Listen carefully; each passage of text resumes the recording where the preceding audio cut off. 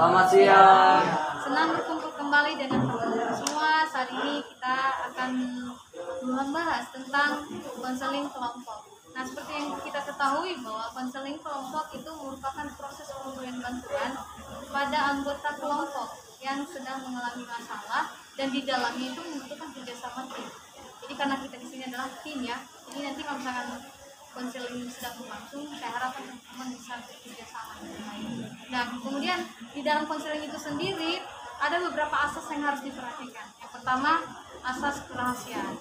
Jadi ketika kita nanti sedang melakukan konseling, usahakan untuk tetap merahasiakan rahasia teman, karena itu etikanya. Kemudian tetap jaga normatif, asas normatifnya. Asas normatif artinya ya, apapun yang dikatakan olehnya harus tetap bisa mendengarkan dan tidak boleh cuek kepada teman anggota yang mengalami masalah. Dan yang kemudian yang ketiga adalah sukarela. Kita datang ke sini karena sukarela, bukan karena paksaan. Dan asas-asas yang lain. Nah, saat ini sebelum kita mulai lanjut tentang konseling kelompok kita, saya rasa mengenal teman-teman tapi nama lengkapnya. Bagaimana kalau kita memperkenalkan nama dengan nama sopannya atau nama sehari-hari? Dimulai dari saya. Perkenalkan, nama saya Lilis Altifana, biasa dipanggil Lilis. Hobi saya adalah membaca dan saya tinggal di Jalan Rempah Permai nomor 2 Jakarta Selatan. Mbak Dewi. Ya, perkenalkan, nama saya Hendra Kusindana Reka. Hobi saya jalan depan. Saya tinggal di Rempah Permai nomor 2. Perkenalkan, nama saya Zevanya Hineni Arifin. Kalian bisa panggil saya dengan namanya. Hobi saya itu bernyanyi. Saya suka sekali bernyanyi. Dan saya tinggal di Rempah Permai nomor 2. Perkenalkan, nama saya Markus Elede Menggolan, biasa dipanggil Markus, bisa juga panggil Steven, terserah Anda dimana-mana maunya. Nah, hobi saya bermain bola voli, tinggal di Jalan Rempah nomor 2. Ya, perkenalkan, nama saya Cornelius Beni Raharjo. Biasa dipanggil apa ya? Raharjo aja. Raharjo. Oh enggak, Cornelius. Tinggal di Jalan Rempah Permai nomor 2. Hobi saya sama kayak Jevanya, nyanyi. Tapi lebih konsennya ke musik. Oke, perkenalkan, nama saya Vince Kumpul, biasanya nama asli saya dipanggil Vince. Hobi saya sama dengan saya tinggal di Jalan Rempah. Oke, senang rasanya mengenal nama panggilan teman-teman semua. Ada Ewi, ada Anya, ada Steven, ada Raharjo, ada Cornelius, dan ada Vince Kumpul. Nah, kita akan masuk ke konseling yang sebelumnya. Di sini kita mau betul-betul bahas tentang permasalahan setiap kita. Kita semua bisa ngomong ya.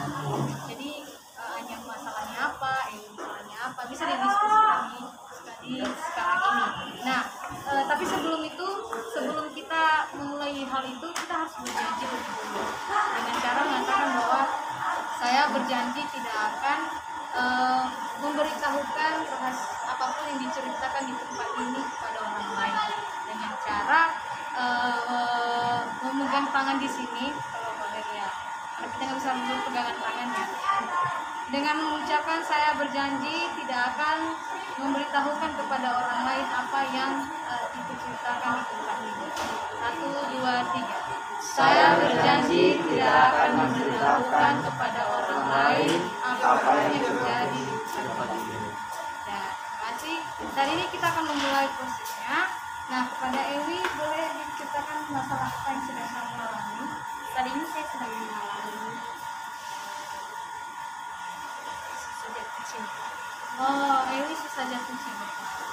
Hanya saya dari dulu sebenarnya saya susah untuk diajak berbicara. Saya orangnya suka gugup gitu, pendiam. Susah gugup. Gugup. Ya, Kalau saya masalahnya dari dulu sampai sekarang sangat susah untuk memaafkan. Oh, sangat. Masalahnya sih kalau saya, apalagi di masa pandemi, yang biasanya saya ngisi-ngisi acara, dan sekarang di masa pandemi saya nggak bisa kemana-mana, itu aja sih membuat saya tertekan sekali. Tertekan. Kalau saya sampaikan dari masalah teknis ini sampai sekarang ini, masalah yang saya hadapi itu masalah kurang jelas. Oke, setelah kita dengar sama teman-teman yang sudah punya masalah, saat ini kita mau sepakati permasalahan anggota kelompok mana yang akan kita pengen bahas atau kita tolong. Ya, mungkin yang mau mengajukan diri yang mungkin aku kurang sampai gitu kan. Sepertinya masalahnya lebih berat dari kita semua. Kalau menurut saya sepertinya mungkin permasalahan dan faktor ya, karena Oh. kita akan menghadapi, kita kan sekarang sama-sama menghadapi tentang pandemi kayak gitu, pasti mungkin aja dan Bisa kita juga. ya sama punya perasaan yang sama, jadi mungkin kita bisa. Jadi dari Anya itu ada Oke. Nah, kalau misalkan Markus bagaimana? Apakah Ewi juga bagaimana? Atau Saya setujunya setuju ke saudara Anya. Anies. itu permasalahannya? Oke, ada nanti lebih banyak suara ya. Kak Bence. Saya lebih setuju juga dengan Ada pilihannya. Oke, saat ini kita akan mencoba untuk mencari tahu permasalahan apa yang sebenarnya. Kalau teman-teman boleh menanyakan kepada Anya mungkin belakangnya atau soalnya membuat silakan kepada Anya. Mungkin pertanyaan pertama yang saya boleh ajukan kepada Jepangnya, apa latar belakang orang tua di rumah itu gimana? Terima kasih Kak Kornel sudah bertanya, dan terima kasih untuk memberikan kesempatan untuk masalah saya dibahas. Sebenarnya untuk latar belakang orang tua saya, mungkin karakternya ada yang sama dengan saya, seperti mungkin karakter ayah saya. Orangnya cepat, mudah untuk sensitif lah dibilangnya seperti itu. Jadi lebih berperasaan, jadi mungkin lebih mengarahnya ke saya. Sampai saat ini pun saya ikut mungkin ada sifat-sifat dari ayah saya di situ, jadi saya lebih cenderung berperasaan, cepat berperasaan, jadi saya sering menutup diri saya. Jadi ketika berinteraksi dengan orang banyak, saya lebih banyak cepat gugup atau takut untuk berinteraksi dengan orang. Ada lagi yang bertanya kepada Anya?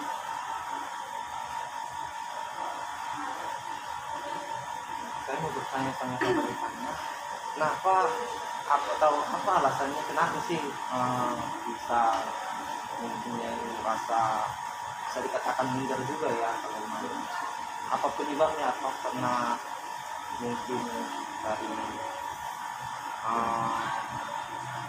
rasa percaya diri, misalnya kan seperti ini, kalau kita ngobrol nih sama teman, kadang yang buat kita rasa minder itu kan karena mungkin kita merasa kita lebih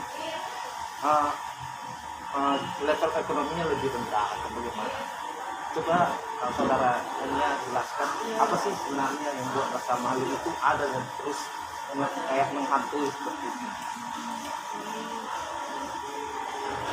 Kalau alasannya atau mungkin apa sih yang membuat saya jadi itu, mungkin ada faktornya, salah satu faktornya juga seperti itu. Mungkin kalau misalkan dimasukkan dalam faktor perekonomian keluarga, sebenarnya saya dibilang orang susah juga enggak, dibilang orang berkecukupan sekali juga enggak, tapi dibilang cukup, sebenarnya ada saat-saat dimana memang sangat rendah lah, perekonomiannya rendah. Cuman ya mungkin itu juga menjadi salah satu faktor saya, makanya ketika saya berhadapan dengan orang lain yang mungkin lebih dari saya lebih merasa kayak minder gitu kan.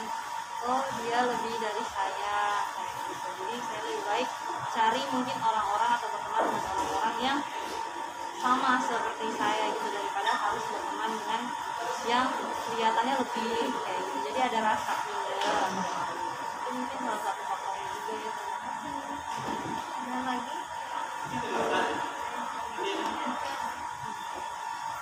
Oke, setelah teman-teman bertanya tentang bagaimana sebenarnya keimanannya, apakah teman-teman sudah bisa mendapatkan gambaran tentang masalah apa yang sebenarnya dihadapi oleh orang?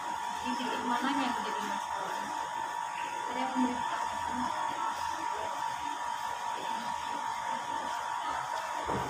Jadi PJ menganggap memberi saran dari masalahnya gitu. Iya. Atau Kak Rence dapat gambaran Mungkin masalahnya? saya coba memberikan gambaran mungkin dari saya dari tadi mungkin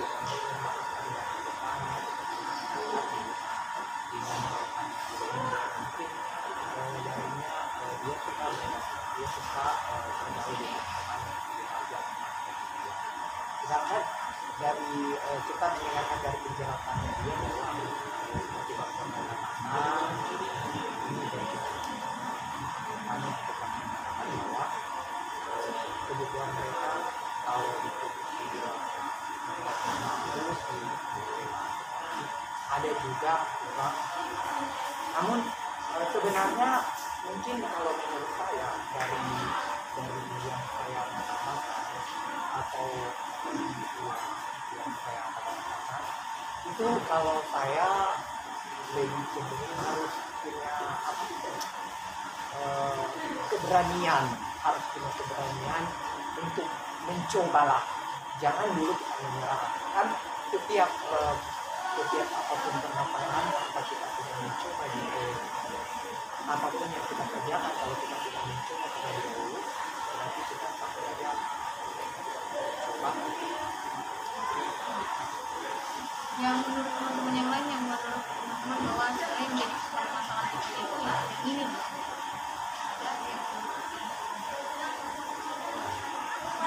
Dari permasalahan yang Devanya sampaikan pada intinya sih, kalau saya boleh menyimpulkan dari perkataan Devanya tadi, masalah dia adalah dia mengalami yang namanya insecure. Dia merasa dirinya malu dengan keadaannya, kemudian dia juga dari latar belakang orang tua yang mungkin juga ada juga yang pasti. Dan menurut saya dari masalah yang dihadapi Devanya hampir sama dengan PNC, memiliki apa ya, keberanian untuk menghadapi masalah persoalan yang dihadapi. Kemudian percaya diri karena masalah yang dihadapi pasti bisa diselesaikan. Apalagi kalau hanya masalah insecure, malu, tidak berani berbicara di hadapan orang banyak, yang pasti kalau kita belajar pasti kita akan semakin berani ya berhadapan dengan Oke, maksudnya masalah yang dihadapi oleh Anya, kita setuju ya bahwa dia terletak pada titik insecure, baru malu dan tidak maunya berteman dengan yang setengah saja. Kalau menurut diri dia kayak merasa insecure. Nah, saat ini ada yang memberi masukan bagaimana cara untuk mendorong Anya bisa keluar dari rasa insecure. Saya punya memberikan sedikit. Kalau menurut pendapat saya pribadi nih, kita kan sebagai orang Kristen, tentunya kita pernah baca ayatnya yang berkata bahwa kita itu berharga di mata Tuhan. Jadi dalam artian kita walaupun bagaimana bentuknya, latar belakang kita seperti apa, Tuhan ciptakan kita dalam keluarga seperti apa, kita ini berharga di mata Tuhan. Berarti dalam posisi kita di sekitar kita itu sama. Jadi sebenarnya cukup itu aja, pegang satu ayat itu, kita boleh mempunyai kekuatan power untuk kita menghilangkan rasa malu kita atau rasa minder kita tadi. Tapi jalan keluarnya dengan cara percaya diri dan mengimani ayat ini. ayat tentang bahwa kita berharga di mata Tuhan. Ada yang teman-teman yang sendiri atau memberi masukan menurut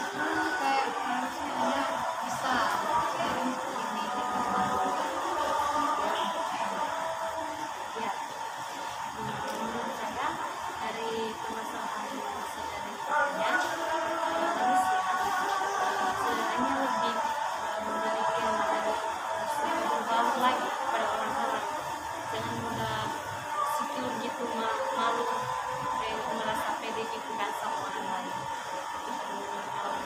Meskipun mereka di derajatnya lebih tinggi dari kita, tapi kita harus tetap malu sama mereka. Jadi jangan menyerah, tetap percaya diri dan merasa saudaranya pasti bisa.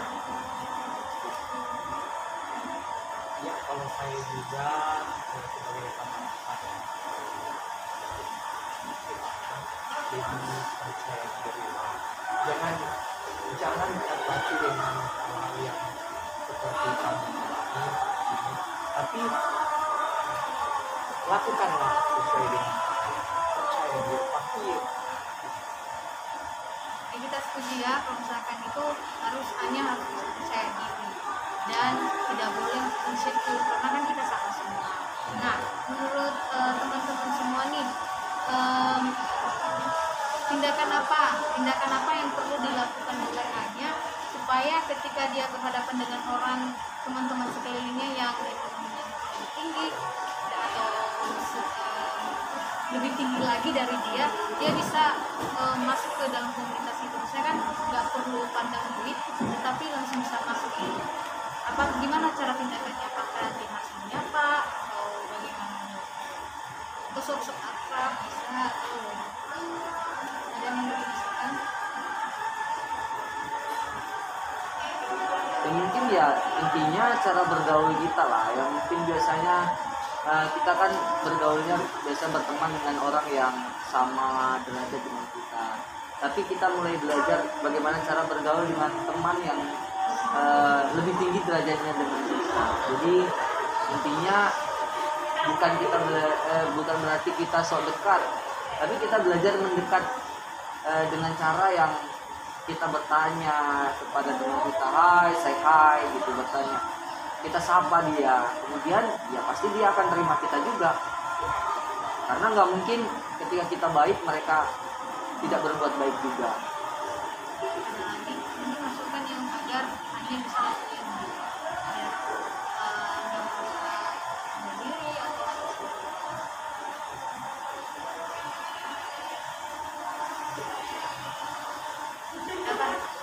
Oke, tidak rasa bahwa sebenarnya hanya biar bisa percaya diri itu dengan cara membiasakan perilaku atau tindakan menyapa.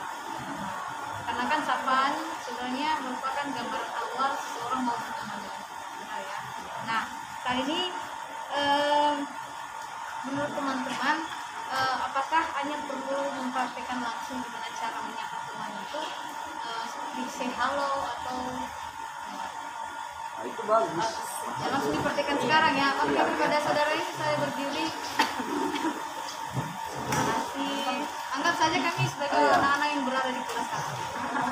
Wah, kita ada kelas atas. Tapi aku takut, aku malu gitu. Tapi ya, coba deh gitu ya. Aku mau sapa dulu dari Kornel. Hai Kak Kornel, selamat pagi. Pagi. Kak Vinci, udah makan belum? Iya. Hai Lili sama Ewi, cantik banget hari ini. Wow. Markus, rambutnya bagus sekali baju ini. Terima kasih. Terima kasih teman-teman. Terima kasih. Beri tepuk tangan. Nah, setelah ini, setelah dari kasus yang Anya sudah bahas, apa hal yang teman-teman dapat dari Anya sendiri? Atau pendapat Anya, bagaimana apakah kamu sudah merasakan dapat gambaran? Terima kasih karena kita sudah melakukan ini, saya bersyukur, jadi saya lebih tahu titik kelemahan saya, bahwa saya kurang percaya diri atau insecure dan lebih malu. Mungkin yang awalnya saya malu bergaul dengan orang-orang yang lebih dari saya, tapi saya akan mencoba seperti yang teman-teman sudah usulkan untuk lebih mulainya dari menyapa dulu teman-teman lain, sehingga kedepannya nggak ada lagi batasannya. Ya,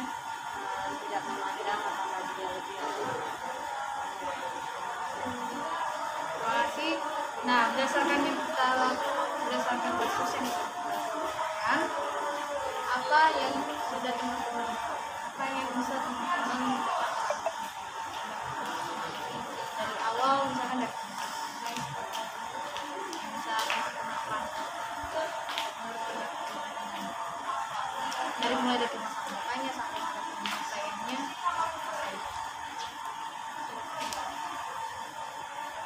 Ya, dari awal sampai terakhir yang dapat kita rangkumkan, maksudnya dari saya yang rangkumkan.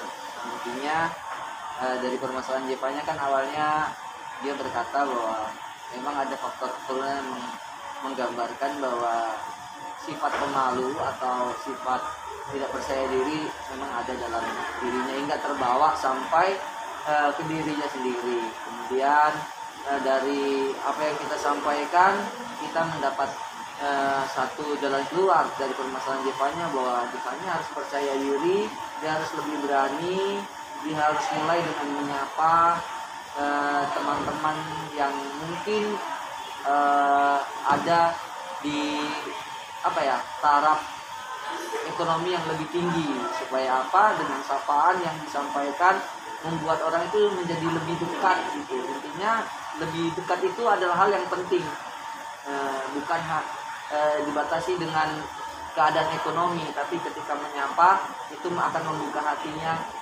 orang itu untuk membuka diri kepada kita juga.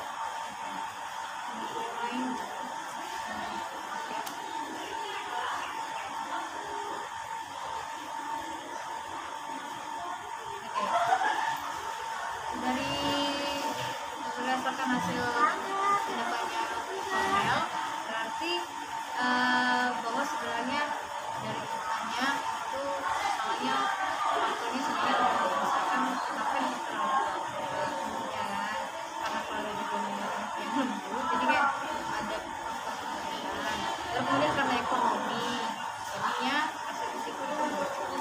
Dan cara untuk mengatasinya ini adalah dengan membiasakan diri percaya diri itu dengan tindakan nyata, seperti dengan menyapa, dengan hal-hal yang lebih sederhana saja.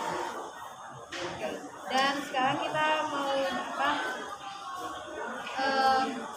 berdasarkan kesimpulan semuanya,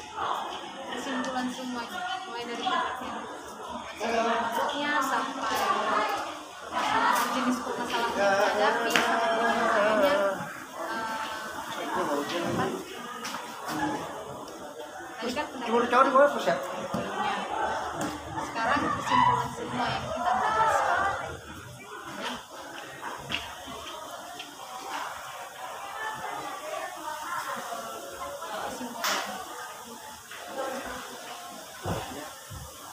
Saya rasa apa yang saya sampaikan tadi udah Kesimpulan. ada kesimpulan sih. Kurangnya itu Gimana? merujuk, kalau yang tadi kan sebenarnya merujuk kepada poin-poin yang didapatkan dari cerita. Nah, kalau kesimpulan mulai dari pengertian konseling tadi, apa saja asasnya, baru mulai dari pertanyaannya sampai cara penyelesaiannya itu kesimpulan. Ada yang memberi kesimpulan kepada apa kita.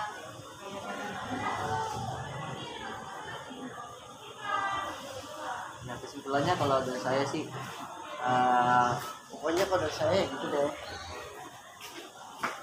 keterbukaan awal dari pemulihan, seperti firman Tuhan berkata, keterbukaan awal dari pemulihan. Dan rahasia yang kita sampaikan hari ini seperti janji kita tadi, jangan sampai ada terdengar di luar, seperti halnya bahwa konseling itu kan tadi dikatakan bahwa menjaga rahasia apa yang sudah kita ceritakan di sini supaya tidak terdengar di luar. Jadi masalah yang kita dengar hari ini dan hasil yang kita dapat dari konseling kita bersama, konseling kelompok ini, supaya kita tetap jaga, ya biarlah masalah hanya selesai, tapi jangan kita membuka bicara kepada orang lain tentang masalah Jepanya ini. Jadi itu aja mungkin. Jadi dapat diapakan bahwa sebenarnya hari ini sudah selesai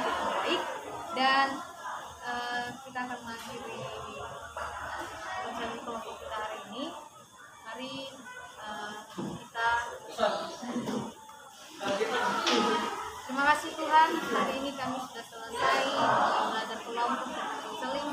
Kami telah mencoba untuk membantu anggota kelompok kami supaya Tuhan berkati ajarannya dan kuat. Terima kasih Yesus di dalam nama Tuhan Yesus. Haleluya. Amin. Arigatou gozaimasu. Terima kasih.